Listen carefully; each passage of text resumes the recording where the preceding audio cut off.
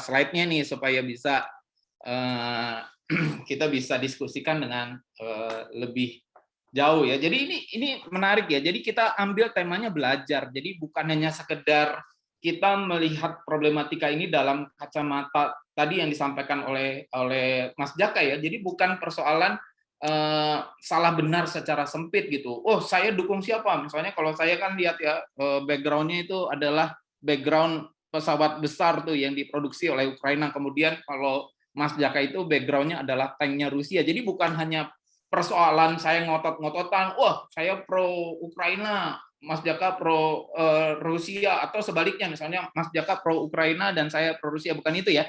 Jadi lebih pada dimensi belajarnya gitu. Jadi kita bisa mempelajari apa dari konflik ini. Nah ini juga menarik mungkin ya buat teman-teman. Nah ini ya, jadi belajar dari lensa yang utuh dan berbeda. Jadi kalau kita bicara tadi, ternyata konflik ini mengandung tadi problematika empati ya. Jadi nanti kita akan diskusikan tuh, ternyata empati itu bukan persoalan panggilan diri kita aja. Misalnya, oh apakah kita terpanggil atau enggak, itu bukan sekedar itu, tapi ada masalah persepsi yang membentuk atau mempengaruhi tingkat empati dari masyarakat sekitar terhadap konflik ini gitu. Misalnya orang Indonesia empatinya itu tinggi atau enggak terhadap orang-orang yang misalnya menjadi pengungsi dari konflik ini gitu. Misalnya itu ya. Jadi ada problematika dan tantangan empati gitu. Kemudian yang tadi udah kita diskusikan mengenai paradigma, ada problematika paradigma di sini. Jadi bukan hanya sekedar apa yang dilakukan, tapi proses berpikir, bukan hanya sekedar persenjataan, tapi cara berpikir yang digunakan.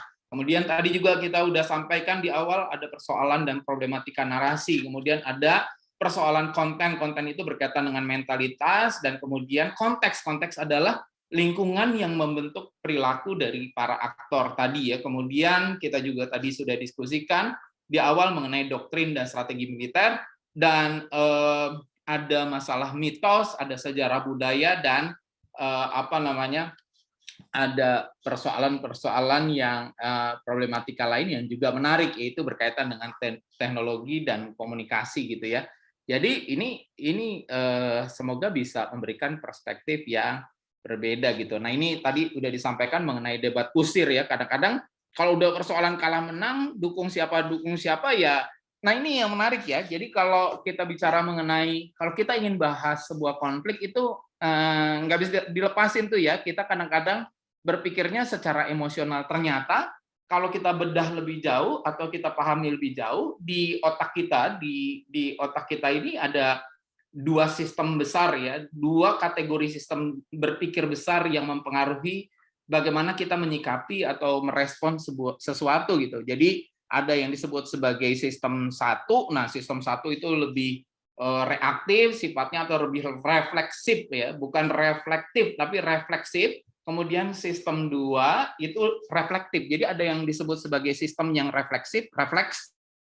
Ada sistem yang reflektif. Yang reflektif itu ya kita harus menggunakan mencerna ulang, memahami kembali, mencermati, melihat dari sudut pandang yang luas. Itu yang disebut sebagai reflektif. Tapi kalau yang refleksif itu berkaitan dengan stimulus saja. Jadi kalau kita ngelihat kesel, terus kita nuangin, kita jadi julid, kita jadi nyinyir, ya itu yang disebut sebagai refleksif gitu ya. Jadi perdebatan-perdebatan yang menimbulkan debat kusir itu tadi, itu adalah biasanya dipicu oleh sistem satu. Sistem satu itu tadi refleksif gitu ya, refleks. Kita kadang-kadang nggak mikir, kita tiba-tiba jadi emosi gitu ya. Sama kalau kita lagi naik motor atau naik mobil, tiba-tiba ada yang ngambil jalan kita, terus kita tiba-tiba emosi, itu yang disebut refleksif gitu ya. Tapi kalau kita berpikir ulang, jangan-jangan yang ngambil jalan kita itu ternyata memang buru-buru, karena memang misalnya kebelet atau mungkin nganterin seseorang ke rumah sakit, kita mungkin berpikirnya atau bertindaknya atau menyikapinya secara berbeda gitu ya. Jadi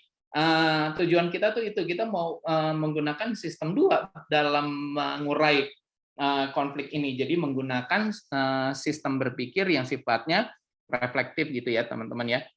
Nah, tadi udah diungkapkan, kita kadang-kadang mengasosiasikan pihak-pihak yang terlibat konflik itu sebagai entitas yang sifatnya tunggal. Oh, ini ada paman Sam. Paman Sam itu kita anggap sebagai satu kesatuan, pola berpikirnya sama, aktornya sama, dari waktu ke waktu aktornya itu aja gitu. Tapi ternyata kan nggak gitu ya.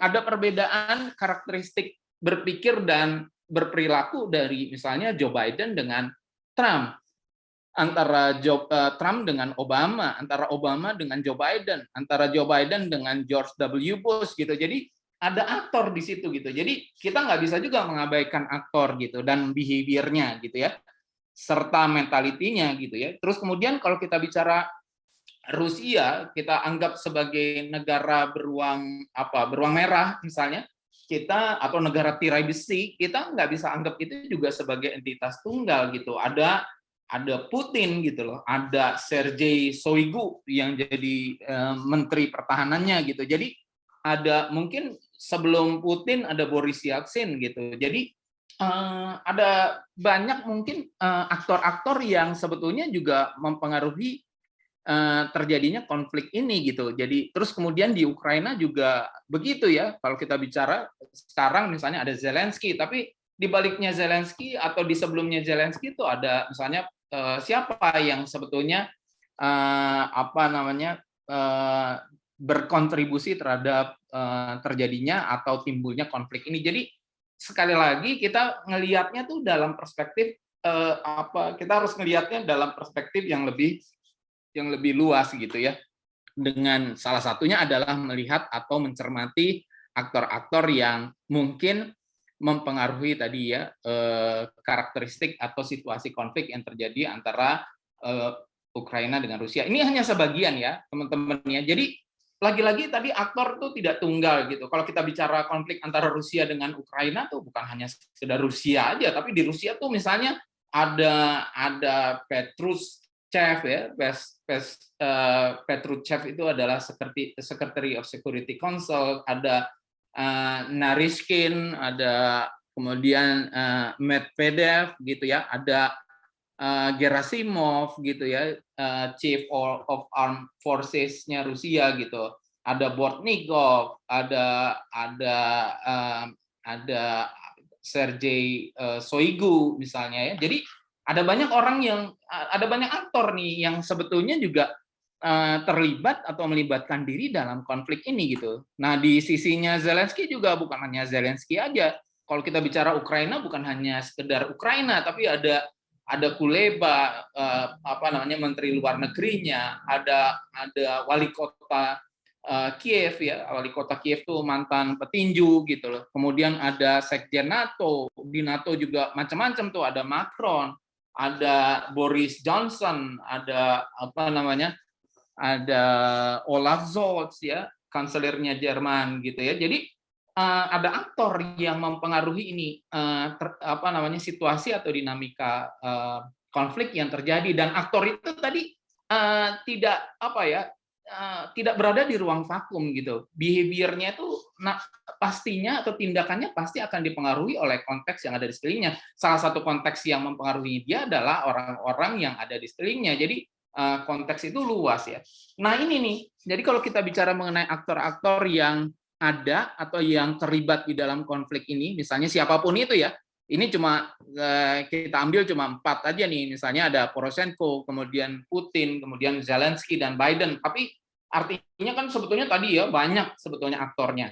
Nah kita lihat di sini aktor ini sebetulnya behavior-nya sangat dipengaruhi oleh konten atau mentality atau karakternya dia, dan konteks itu adalah lingkungan di sekitarnya dia.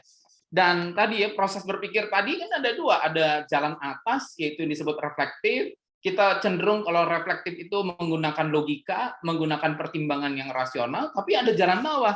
Jalan bawah itu adalah tadi reaksi-reaksi kita yang sifatnya tadi refleks gitu loh. Jadi ada 2 sistem di dalam otak kita, dan pada umumnya atau biasanya jalan bawah atau yang sifatnya refleksif itu lebih kuat daripada jalan atas gitu. Maka dari itu kita mungkin ya dalam banyak hal kita cenderung lebih maka itu disebut ada seseorang yang bernama Dan Ariely itu bilang bahwa sebetulnya manusia itu predictably irrational gitu, karena dia punya systematic bias gitu. Karena apa? Karena manusia itu sebetulnya menggunakan pertimbangan-pertimbangan yang sifatnya subjektif. Yang membuat kita nih pemenang hadiah Nobel tahun 2017, Richard Thaler, dia bilang bahwa sebetulnya kalau kita berpikir bias atau subjektif ya kita masih jadi manusia gitu. Jadi manusia itu tidak luput dari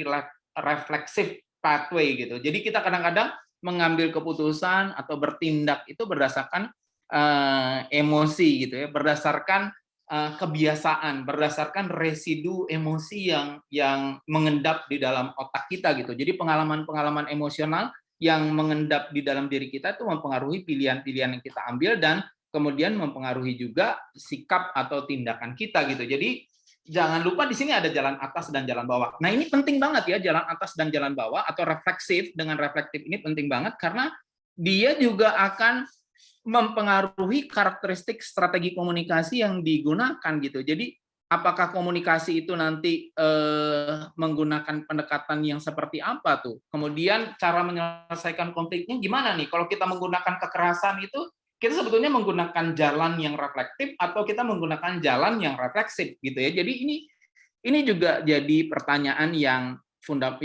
mendasar, yang menarik gitu. Jadi konflik itu nggak selalu harus diselesaikan dengan persenjataan tentunya. Nah, ada jalan mungkin alternatif yang sebetulnya lebih reflektif ketimbang refleksif ya. Refleksif itu tadi pendekatan-pendekatan yang sifatnya sporadis, yang sifatnya reaktif gitu ya.